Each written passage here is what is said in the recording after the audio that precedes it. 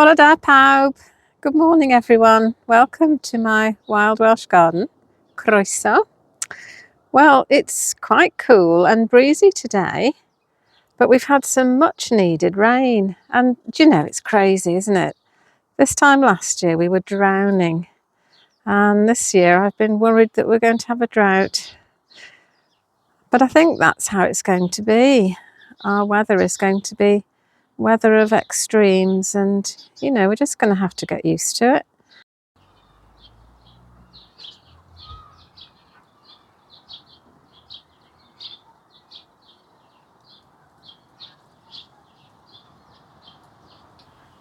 It's quite early in the morning, and already there's bees, bumblebees, busy on this Pyrrhus.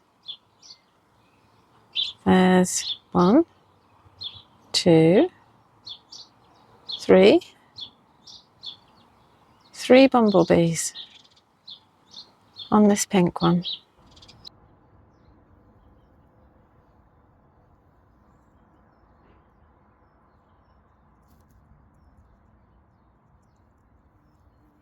Well, this garden is definitely a primrose garden at this time of year. Just full of primroses.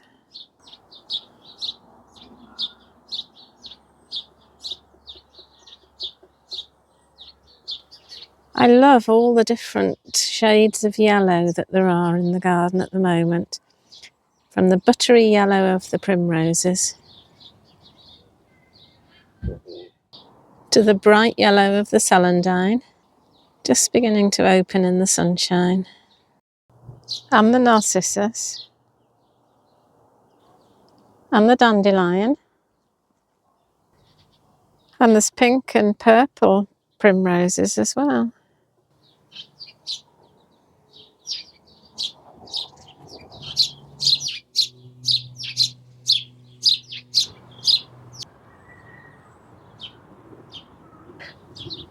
I'm actually up in my potting shed this morning. I don't often bring you up here, do I?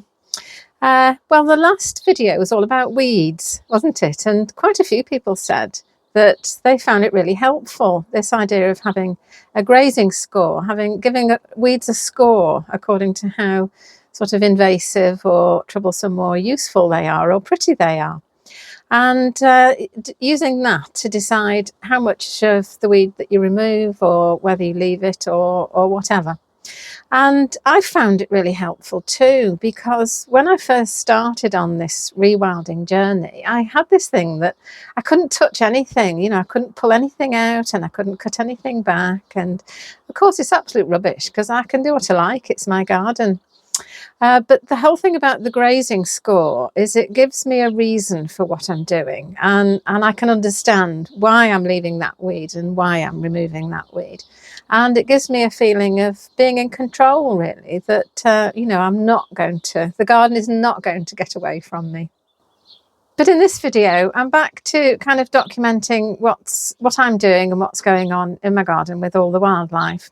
And today I'm sorting out my bee boxes. Last year I put up a couple of solitary bee boxes on my summer house, and yeah, it did not go well. It was not a great success, and I'll explain all about that and I'll show you what's happened later on. But I thought first of all I'd update you on some of the wildlife. So there's an update on the blue tits and the sparrows, an update on the tadpoles and hedgehog, of course. But just to start, I thought I'd take you over the road and show you that my attempts to lay a hedge were not a total disaster. It's looking quite green. All those leaves there are the leaves of the bird cherry. But look at the blackthorn flowers.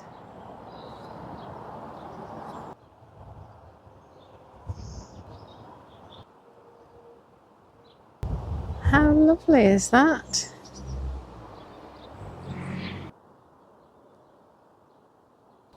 Some of the leaves are on the dog rose, which I didn't lay, I just sort of bent that over, which is what you do with dog roses anyway. There are some hawthorn leaves here. So it does look like my little hedge trees may have survived.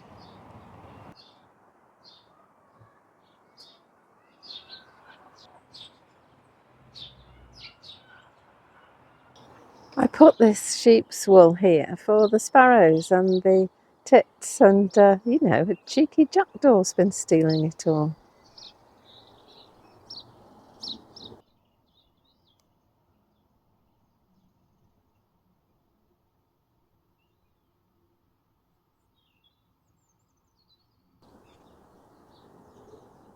But the sparrows did manage to get some of it, and now it's nearly empty. I'll have to refill it again.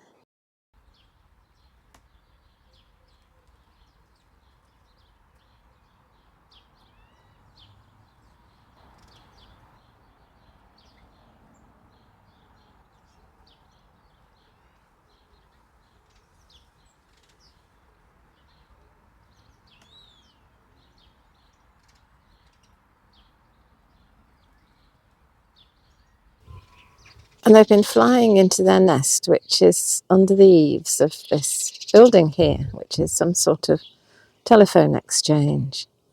And there must be so many sparrow nests under there. I call it Sparrow City. And then they come out and they hide in the hedge here and they squabble and they make such a noise sometimes. I feel so lucky to have all these sparrows living so close. Sparrows used to be so common in the UK and now they are under threat. And I think part of the problem is that they're very sociable little birds. They nest in colonies, and so their colonies are very vulnerable. I mean, if British Telecom decided to replace this roof, then where would the sparrows go? I've put some sparrow boxes up on the side of the cottage. Not that I necessarily thought they would be used, it's just an insurance really. So if something does happen to Sparrow City, then some of the sparrows have got somewhere to go. I don't think anybody's tried to nest in there. But I think some sparrows might have decided to nest in this swift box.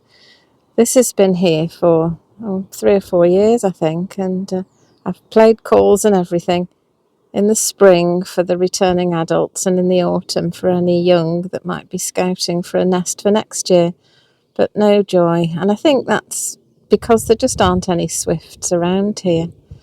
I think in order to get swifts nesting on your property, there needs to be a colony nearby that they can move from. Just a short blue tit update. I'm pretty sure there are blue tits in the box over there. I can hear them knocking on the wood. I have this sort of mental picture of them sitting in their board and knocking on the wood to sort of pass the time. I can't think why else they would do that. But sometimes it sounds really quite loud. So I'm going to set up the trail cam and see if I can catch them on film going in and out.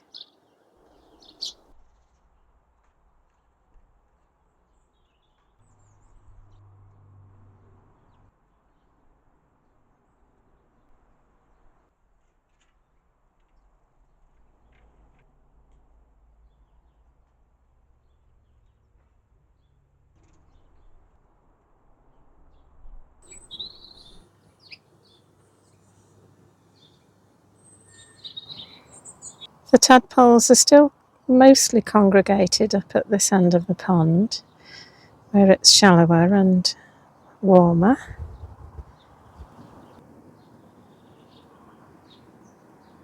But they're swimming much more strongly now, and some of them have moved out into the rest of the pond. I've seen a couple over the other side.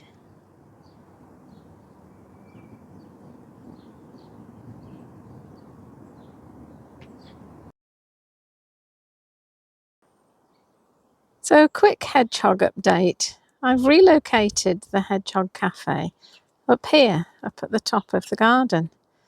And the reason for that is because up till a few days ago, he was still coming for his tea in the cafe down by the cottage, but he was eating less and less each time he came, and then he stopped coming altogether. I've moved the cafe to here because behind that old dolly tub is the hole that I made in the breeze block wall. See, one of the troubles with this garden is that it's surrounded by a breeze block wall, so little creatures like hedgehogs and frogs and toads and things can't get in and out. But I've made a few holes now, so there's a few access points. And I put the trail cam out over a couple of nights, and that showed that he's certainly coming in and out of the garden. Not showing any interest in the food whatsoever. But that's fine. I don't mind that he's not eating my food. It's much better for him that he eats wild food. I think when he first woke up, he was very hungry. And probably at the end of February, there wasn't much wild food for him. And so, the cat food that I put out, he ate every night. But now, the insects are waking up and the slugs are on the move. So, yeah, plenty for a little hedgehog to eat. And of course, much better for him than dried cat food. And I've put the sign up to say he's welcome here. Yeah, I'm just happy that he's coming into the garden.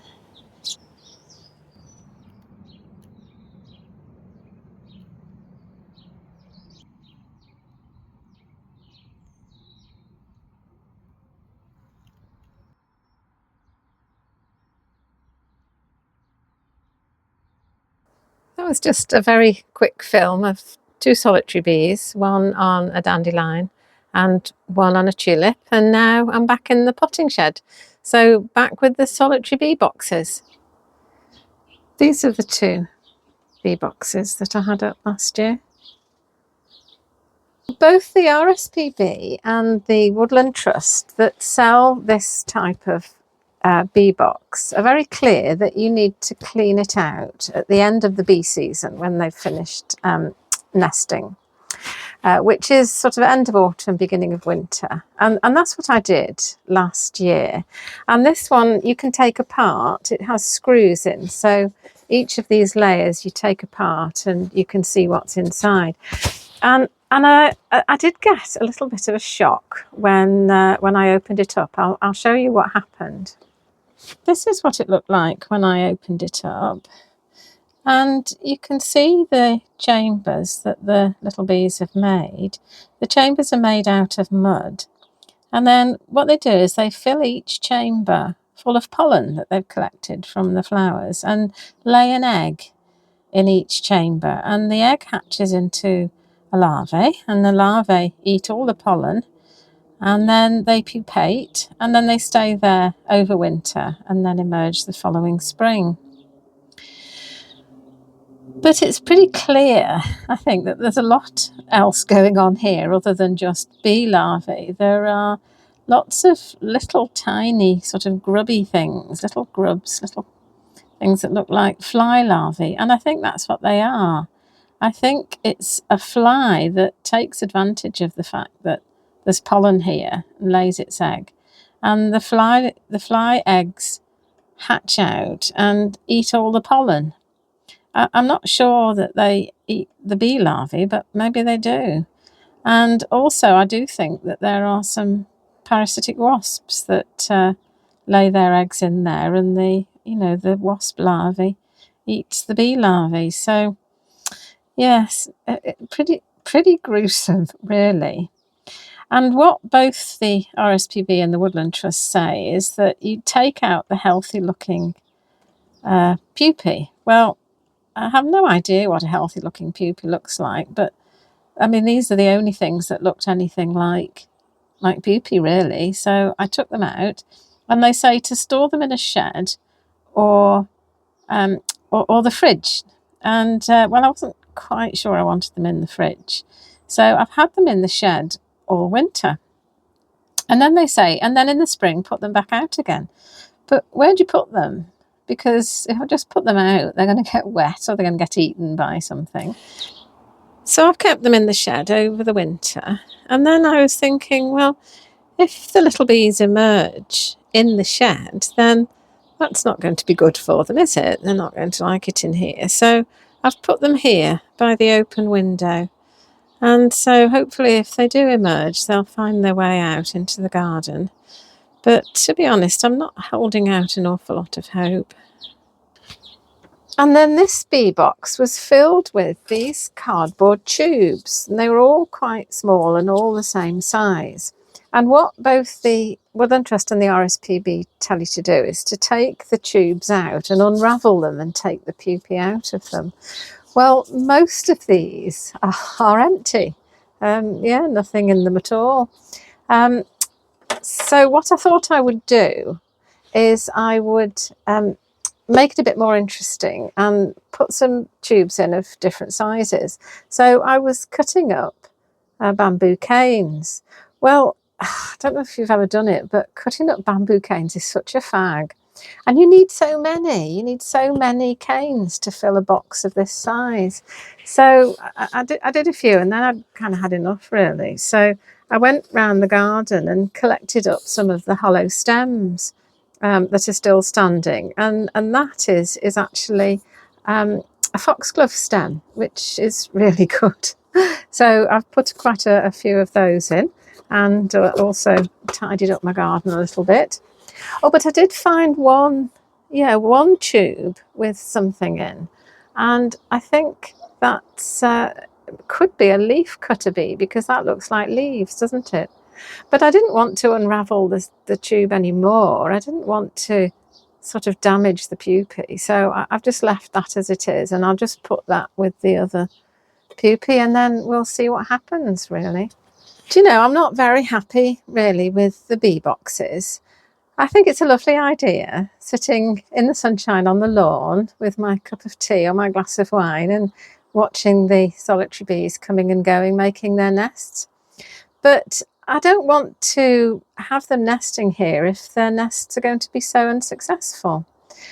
Rather like I don't want to feed the birds if they're just going to die of some horrible disease. I don't want to attract solitary bees to nest in my garden if they're, just going to be parasitized or have some fly eat all the pollen and starve their larvae, really. So I'm going to put them up again this year, and I'm going to see, how things go. But if it's not a bit more successful when I come to open them up in the autumn, then I don't think I'm going to put them up again. So there they are, in situ, all ready for their new occupants, and hopefully a better year than last year. So that's the end of this thrilling episode of my Wild Welsh Garden, and thanks for joining me, thanks for your company, thanks for watching the video, and I'll see you in the next video. Bye! Hwyl fawr!